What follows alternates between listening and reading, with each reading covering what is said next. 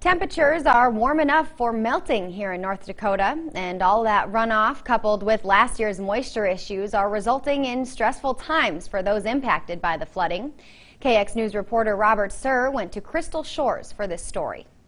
You won't see many cars on the roads here in eastern Kidder and western Stutsman counties. The reason is simple. Most of those roads are underwater, and the only ones using them are local wildlife.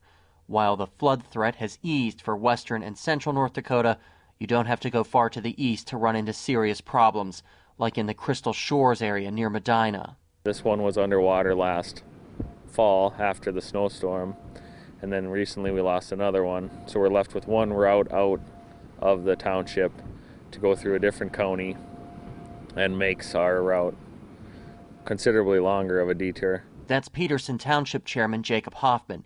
He says just to cross some of these flooded roads, detours have stretched close to 30 miles.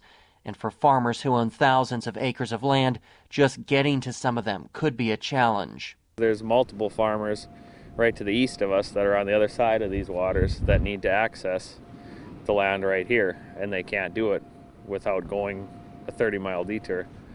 So it's just going to put a stress on everything. I'm here along 50th Avenue just outside of Medina. Now this is a perfect example of just how bad conditions are out here. You can see behind me, this is Ruley Lake. Now over the past couple of months, Ruley Lake has risen to submerge 50th Avenue under about 20 feet of water, and township officials tell me this road will never be reopened. Nearby Medina resident Bill Lytle has seen a lot in this area, but he says this is some of the worst flooding he's seen. You know, it wasn't just one season. It's gone from a spring to a fall to a winter to another spring. And I think that's the hard part of it, is everything can hold up for a while, but when you have that long of inundation, it just does a lot more damage. Both men tell me they're especially concerned about the increase in response times for emergency responders, who will also be forced to use detours. A request for assistance has been put into FEMA, but the earliest they could get out here is the summer, maybe even longer due to the coronavirus pandemic. And with the water still rising, this could end up to be a sink or swim year for many farmers.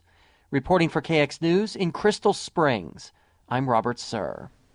Township officials have tried to raise several roads, but the water is rising so fast they simply can't keep up.